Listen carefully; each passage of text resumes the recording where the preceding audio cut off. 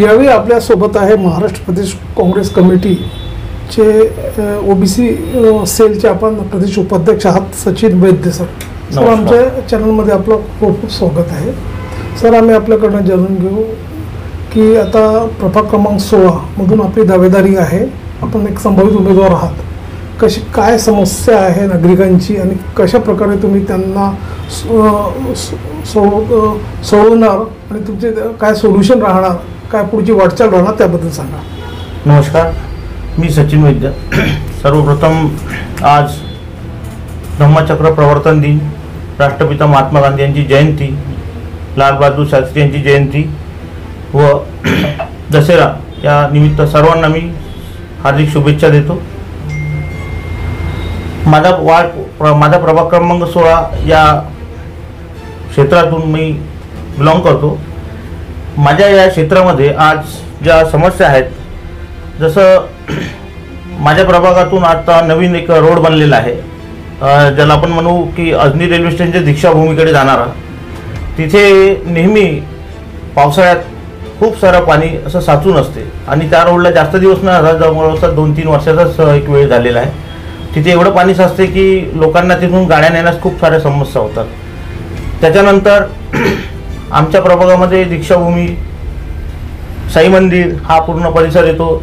इकडे तकिया, चुनाभट्ट्या, झोपडपट्ट्या आहेत. इथल्याही लोकांना काही जे तकिया आणि चुनाभट्टीतले जे लोक आहे, पावसाचं पाणी त्यांच्या एरियात खूप साचतं आणि चुनाभट्टी तकियामध्ये लोकांनाच्या घरातून गटारीचं पाणीसुद्धा वाहते. त्यासुद्धा बेसिक समस्या आहेत. याकडे सुद्धा महानगरपालिकेने, महाराष्ट्र राज्य शासनाने बघावं आणि त्यांना सोडवण्याचा प्रयत्न करावा. आणि माझे हे प्रयत्न राहील, जर माझ्या पक्षाने जर उमेदवारी दिली तर मी नक्कीच या प्रश्नांकडे बघून यांना नक्कीच सॉल्व्ह करण्याचा प्रयत्न करेन. सर पुढे निवडणुका लागणार आहे महानगरपालिकाचे. आणखी महाविकास आघाडी तर्फे आता शीट शेअरिंग फॉर्म्युला पण राहणार आहे. तर काँग्रेसला मतलब ती जागा मिळणार असं आपल्याला वाटतं का, किंवा काँग्रेस स्वबळावर लढणार, असं काय पुढचे काय नियोजन राहणार? नक्कीच आमचे स्वबळावर लढायचं की नाही लढायचं हे आमचे वरिष्ठ पातळीवर निर्णय होतील. पण आज आमच्या या प्रभागामध्ये काँग्रेसचं एक चांगलं मजबूत ज्याला म्हणून आपण मतदार यांचं प्रलोभन निर्माण झालेलं आहे. त्यामुळे इथून जर काँग्रेसच्या उमेदवाराला जर सीट मिळाली तर नक्कीच यावेळेस काँग्रेसचा उमेदवार निवडून येईल असं मला आशा आहे.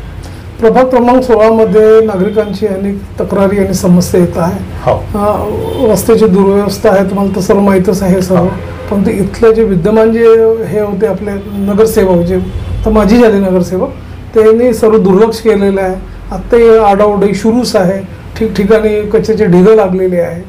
हे जी समस्या आहे तुम्ही कशा प्रकारचे मार्गी लावणार, काय रोडमॅप राहणार त्याबद्दल सांगा. यापूर्वीचे जे नगरसेवक होते त्यांनी ज्या काही समस्या नाही सोडवल्या, जे जनतेच्या आता माझ्याकडे काही येत आहे लोक की बा आम्हाला दादा आमच्या काही आतमधले रोड नाही, व्यवस्थित गटर लाईन नाही आहे, त्याच्यानंतर सफाईच्या समस्या आहेत, याला घेऊन जे काही तक्रारी असेल याला मी जर मला सीट मिळून मी नगरसेवक झालो तर मी याला नक्कीच प्राधान्य देऊन सोडवण्याचा प्रयत्न करेल. या व्यतिरिक्त आपण हे बघतोय की महानगरपालिकामध्ये यावेळी काटेरी संघर्ष राहणार आहे, कारण की आता भाजपाची सत्ता आहे महानगरपालिकामध्ये, तर आता काँग्रेसची सत्ता आल्या पाहिजे, जास्तीत जास्त नगरसेवक निवडून आले पाहिजे. त्यासाठी आपल्यातर्फे काय आपलं नियोजन राहणार आणि येथील जे आपले युवक आहेत त्यांना संघटित करून पक्षाला बळकटी देण्यासाठी आपले काय संकल्प राहणार त्याबद्दल सांगा. आता आमचे जे राष्ट्रीय नेते आहेत राहुलजी गांधी यांनी जे देश पातळीवर जे मुद्दे उपस्थित केलेले आहेत, जसं वोट चोर गद्दी छोड, या वोट चोरीमध्ये यांनी भरपूर साऱ्या आमच्या भारतीय जनता पक्षाने म्हणावं त्यांनी जे वोट चोरी केलेली आहे प्रत्येक मतदार क्षेत्रात, त्याला आम्ही सध्या परिस्थितीत प्रत्येक मतदार क्षेत्रात जाऊन आपल्या मतदार याद्याची चाचपणी करत आहोत. जे आमच्या राष्ट्रीय नेत्यांनी सांगितलं की सगळ्या स्तरावर जाऊन आपापल्या मतदार याद्या तपासा, तिथे जाऊन लोकांच्या घरी जाऊन पकडा की तो तिथेच असतो की नाही. हे आमचं प्राधान्यक्रमावर काम चालू आहे सध्या परिस्थितीत. आणि यातून जे काही निघतील ते आम्ही आपल्या वरिष्ठ नेत्यांपर्यंत पोहोचवू, म्हणजे आमचे जे प्रफुल्लदादा आहेत त्यांच्यापर्यंत पोहोचू, विकास भाऊ त्यांच्यापर्यंत पोहोचू या सगळ्यांना याद्या. आणि त्याच्यानंतर मग जे काही निर्णय देतील त्याच्या आम्ही फॉलो करू. आणि राहिला परिस्थिती आता जसं तुम्ही म्हणाले की नागपूर महानगरपालिकेचे भारतीय जनता पार्टी सरकार होती, पण यावेळेस आम्हाला एवढं गॅरंटी आहे की आमचे राष्ट्रीय नेते जे राहुल गांधी यांच्यावर लोकांचा विश्वास आहे आणि त्यांच्याकडे बघून यावेळेस भरपूर सारं मतदान होईल आणि काँग्रेस यावेळेस नागपूर महानगर आपलं सत्ता स्थापन करेल. पूर्ण महाराष्ट्रामध्ये जिथे महानगरपालिका, जिल्हा परिषद, नगरपंचायत, ग्रामपंचायत निवडणुकी होतील, पंचायत समिती निवडणूक, तिथे सुद्धा आमचं काँग्रेस पक्षाचं निवडून येण्याचं चित्र आपल्याला काही दिवसात दिसेल आणि असा आम्हाला सगळ्यांना विश्वास आहे. आता आपण बघतो दीक्षाभूमीपासून तर प्रदेशाध्यक्ष यांनी मतलब सत्याग्रह पदयात्रा जी काढलेली आहे ते वर्ध्याला आहे आणि 2 ऑक्टोबरला ती संपणार आहे. आज संपणार आहे ती. तर सर्व मतलब सर्व लांबण झालेले मोठे मोठे काँग्रेसचे नेते आहे म्हटलं. तर मग तुम्हाला असं वाटतं की पुढे बदल झाला पाहिजे? नक्कीच आहे की नाही? नक्कीच. आता या 29 तारखेपासून आमच्याच प्रभागात म्हणजे माझ्या प्रभागातूनच पदयात्रेला सुरुवात झाली. त्यामध्ये भरपूर साऱ्या हजाराच्या संख्येने आमचे काँग्रेस पक्षाचे कार्यकर्ते म्हणा, गांधी विचाराचे लोक म्हणा, भारतरत्न डॉक्टर बाबासाहेब आंबेडकर यांच्या विचाराचे लोक म्हणा, सगळे लोक त्या रॅलीमध्ये जमावले आणि सगळ्यांनी आम्ही एक काय म्हणतो त्याला एक निर्णय घेतला की बा आपण सगळ्यांनी मिळून यावेळेस मतदानाला सामोरं जाऊ आणि यावेळेस आपण नक्कीच निवडून आणू. वरिष्ठ नेते आमचे सुनील बाबू केदार म्हणा, श्यामकुमारजी खासदार बर्वे म्हणा, प्रफुल्लदादा म्हणा, गिरीश भाऊ म्हणा, अभिजित भाऊ अंजारी म्हणा, या सर्वांनी या रॅलीमध्ये येऊन सगळ्यांना संदेश दिला की बा सगळे मिळून आता यावेळेस कामाला लागा जोरानी आणि मतदार यादीमध्ये जो होणारा घोळ आहे याचा सामोर आणा आणि आपल्या पक्षाला निवडून आणा असाच त्यांनी निश्चय यावेळेस सगळ्यांसमोर मांडला. आणि या निश्चयालाच आम्ही कार्यकर्ते समोर घेऊन यावेळेसची निवडणूक आम्ही महानगरपालिकेची अटीतटीने लढून आम्ही आपला विजय संपादन करू असा आम्हाला पूर्ण दृढ विश्वास आहे. प्रभाग क्रमांक 16 मध्ये नागरिकांचे अनेक जे समस्या जे प्रलंबित आहे, तक्रारी आहे, ते नागरिक तुमच्याकडे येतात आणि तुम्ही सोडवितात. आणखीन तुम्ही पण प्रचार प्रसार आणि प्रत्येक प्रभागात जी एरिया आहे ते पिंजून काढत आहे म्हटलं. तर असे आणखी अनेक नागरिक आहेत, त्यांची वेगवेगळी पण समस्या असतं म्हटलं. त्यासाठी आपण काही जनसंपर्क ऑफिस उघडलेलं आहे त्यासाठी आणि ते सोडविण्यासाठी आणि लोक तुमच्याकडे आलं पाहिजे समस्या घेऊन.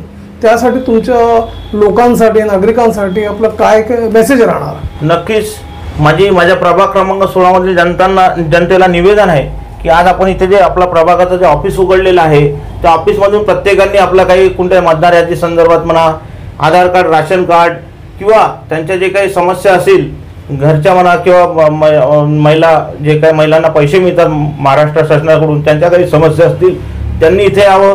ऑनलाईन त्यांचं काम इथं पूर्ण करून देण्यात येईल. आणि आताच उद्या परवा आमचे अभिजितदादा वंजारी यांच्या पदवीधर मतदारचे जे याद्या जे नोंदणी होणार आहे ते सुद्धा आम्ही इथे सुरू करतो आहे.